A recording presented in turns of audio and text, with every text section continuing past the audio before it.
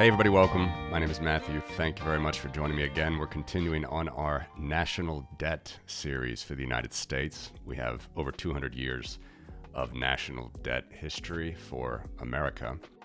And we left off in the last video with this black line, which measures the deficit. What is the deficit? It's simply when spending in a fiscal year outpaces taxes in a fiscal year. So you have an outlay. How do you pay for that? Well, you go into debt. Go into debt, you pay more interest on that. So the black line is in fact the deficit, and the deficit is in fact an increase in borrowing and an increase in the national debt. That's how it works. Sometimes the government will run a surplus. That's very rare. And if that number is below zero, such as here, it happened more in the 19th century, or here when Andrew Jackson paid off the national debt in its entirety, you'll have a surplus and the deficit will be negative, or in other words, a surplus. So that's the deficit. And what we're trying to do, again, is to look at the entirety of the national debt, understand if we can find some patterns, and understand if we can actually see where we are today relative to some of the problems that have occurred with the fiscal budget, the monetary policy in the past. Deficits, we just finished that. Today, I want to introduce another element when we talk about taxing, spending, borrowing, and eventually we'll talk about printing money, which is this slightly tangential topic, but not entirely. The topic today is tax receipts. All right, so here I'm drawing it in green. Now, I don't have taxes as far as government income goes all the way back to the beginning of the Republic. As I mentioned in the last video, the income tax only started in 1913, the year of revolution. The central bank also started then, as well as senators were not anymore voted in by state legislatures, but senators were voted in by the populace. Sounds nice, but it actually took away power from the states themselves and gave it indirectly more to the national government. Anyway, those three things happened in 1913. Before 1913, except for a little time during the Civil War, there was no income tax. The United States had tariffs, excise taxes, but there was no national federal income tax. In any event, I do have tax history going back to about 1880 here, 1880, and I have it coming all the way till today. Now, again, to keep this apples to apples, to understand it, I'm not showing you this as a pure dollar amount. We can give some examples here in a second, but I'm showing this how much does tax revenue for the federal government represent as a proportion of the national debt, okay? And what is that measurement that we're going to take? What's the frequency? It's 12 months. Always look at trailing 12 months. It's the easiest. Every financial market, every way to measure things, GDP, if it's appropriately stated, you need to look at it on a trailing 12-month change. Then you can understand how it relates to interest rates, how it relates to GDP growth, population growth, things like that. Always look at things on an annualized rate. All right, so let's take off the deficit here, which is very noisy, and we're not really going to look at the 1800s here because I don't have the data. Maybe eventually in the future I can get more data of how much the federal government actually collected in taxes, but nonetheless, this is what we have. All right, so what we see here is basically, let's just broad swath here, okay? We can see, you're looking at the right-hand axis here. Remember, this is taxes as a percentage of the debt from the prior year, how much taxes actually the government earned, you can say, or took from the people. Somewhere between 15 to 25%, roughly. Okay, obviously we see during the end of the Vietnam War here, the start of the Great Moderation, start of the 80s, interest rates were very, very high. We actually see taxes also very, very high as a percentage of the debt. It goes all the way over 50%, over 60% even at the start of the 80s, the decade that is the 80s. Over 60% taxes were taken in as a proportion of national debt. That's huge. So here's an example I wanted to use. We're about at $1 trillion for the first time in the 80s, $1,000 billion of national debt. Tax receipts were 65%, you see on the chart. What does that mean? That means that over the trailing 12 months, let's just call it a full year, right? Sorry, let's go call it a full year here. November, December 1981, so the full year 1981, the federal government took in $650 billion worth of taxes. relative to the debt itself is huge. 65%. That's a huge number. It's very interesting to look at it that way. Why? Well, the U.S. had a huge manufacturing base that was built up after World War II, very much coming into its prime here. Okay, this was before the globalization period of the 90s and NAFTA and things, where we started to offshore production capacity of the United States. We can see that taxes go down there, but a big part is this is peak production for the U.S., and they're actually collecting a lot of taxes for it. All right, now, I'm not necessarily, again, saying I'm a fan of these things. I'm not a fan of government spending, not a fan of taxes. I just want to show you how it is, so maybe we can see how it relates to what's happening today. Taking a moment to remind you that this show is brought to you by Trezor, home of the original Bitcoin hardware wallet. For over 10 years now, Trezor means business in Bitcoin security and functionality. When using their wallet software Trezor Suite to connect to the Bitcoin network, you're automatically connected via Tor, protecting your identity and giving you full control of your coins in a fully open source manner, both on the software level and on the hardware level. So head on over to Trezor.io to grab your Trezor Safe 3 with a secure element, Model T with a touchscreen, or the original Trezor 1, as well as a ton of available accessories to back up your keys and keep your coins safe. This show is proud to be associated with Trezor. Okay, so 65%.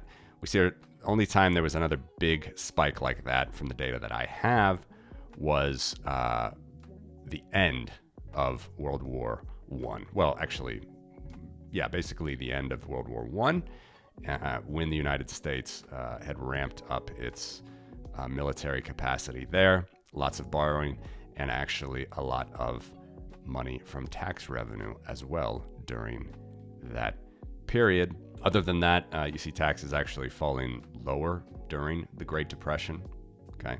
Rising before it, but falling lower during it. Also a little bit of a bump here, World War II, same story, falling after. But every crisis, tax and spend, taxes do rise, as well as, what did we say in the last couple videos, as the national debt. Changes here. During the global financial crisis, firstly, you can see that leading up to the crisis of 2000, the dot-com crisis and 9/11, we did have an increase of taxes as a proportion of the debt. Got up not nearly as high as it was in the 80s, but by the end of the 90s, we were back up to about 36%. Fell, taking it down basically after Bush tax cuts, so on and so forth, after the dot-com crash, after 9/11. They go back up a little bit as a percentage of the debt before the financial crisis. After the GFC, fall again. And what is really happening here, we can see if you just look, use your eyes, is the debt is climbing much faster than the tax base. So the tax base was very, very strong here. Debt was growing, no doubt, debt was growing, but the tax base was still very, very strong, up to over 60% throughout the 70s and the 80s. Falls down, debt increases after the GFC, really increases during COVID to where we are today, $34.5 trillion in debt. And as tax receipts go, 15%. Okay, so roughly, this has fluctuated a lot in recent years versus how much the national debt has as this percentage. But roughly, we're talking $4 to $5 trillion a year in taxes at the moment. Okay, 4.5, 5, be a little bit more during COVID. That's a little bit less, actually, I should say. But basically, by and large, we can see national debt rising a lot, tax receipts as a percentage of the debt staying somewhere around 15%. So $4 to $5 trillion in taxes at the moment are received, which is a huge amount. Again, I just talked about how 600 billion would get us 65% of the debt at the start of the 80s. Now 4 trillion, 5 trillion will only get us about 15% of the national debt. So that's tax receipts. All right, that's how it looks. Again, this is not going to point us in any one direction. We can see that it goes up usually before or during a crisis. It falls down after. But again, what is also happening at that same time is the debt is also increasing. So that percentage when it falls after is also attributable to the debt itself rising. So the last thing I just want to show you here is let's layer on the deficit again. Really noisy, I know, and I don't have the tax data in the 1800s mostly, but let's just pick a point here. Let's go back to our 1980s example, actually, to make it simple. $1 trillion again, okay? Roughly around the start of the 80s, $1 trillion in national debt. And as you can see, the tax receipts we're receiving, the government, the federal government, supposed to be the taxpayer, supposed to be us, is receiving $650 billion worth. But the deficit, which is an increase in the debt, 10% at this time. What does that mean? That means that we actually spent 65% plus 10%. We spent during the same window $750 billion. Okay, so that's what this chart is showing you. It's theoretically good. You know, don't at me when I say taxes are good, but it's theoretically good that you're collecting so much as a proportion of your debt in taxes at this point, but you're still running at a deficit. You're still running into the red. You're still negative on your spending net. So if you want to see your total spending here, just in this chart, add up the 65% with the 10%, 75% of $1 trillion is what you spent, $750 billion. All right. And if we take that forward to today, you'd take the 15% roughly, add it to the 10% deficit. All right, that means you spent 25%. Okay, so this is where huge deficit spending, you can sort of you can see how they materialize here after COVID. You know, you may be taking in 4 to 5 trillion in taxes, but you're spending 5 to 6 to 7 trillion on a trailing 12-month basis, and much more as we see the deficit pop here during COVID, much more, where it was, let's just try to catch it, the debt on the eve of COVID, the eve of the second wave, let's say, $26 trillion. Just a few years ago, 10 trillion less. It's pretty remarkable, 8 trillion less. We received 15% of that in taxes in a trailing 12-month basis, but then you got to add 20% basically for the deficit spend. All right, so that means in total, the U.S. government, from September 2019 through August 2020, spent 35% of the debt on a trailing 12-month basis. And only the deficit itself was 20%, or $4 to $5 trillion. $4 to $5 trillion. So here you can see it's volatile, actually, if you measure this stuff. You know, everybody likes consistency. Investors like consistency. And if you actually look at the numbers of how the government operates, it's pretty wild. It's pretty much on a whim. If there's a crisis, if there's something in need for the polity, it can very much swing. And again, there's a lot of numbers here, but the point of this video is just to lay it out. This is how the tax receipts have looked over the last 130, 40 years, roughly. And if you add that to the deficit percentage, you'll get the spending percentage as a proportion of debt. And you know, notice, we don't even have to talk about GDP here.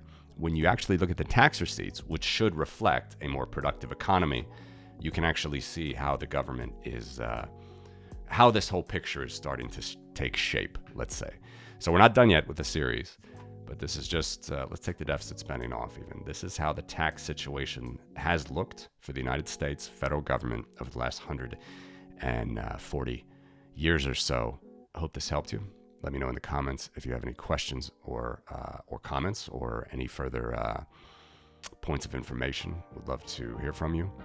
Take care.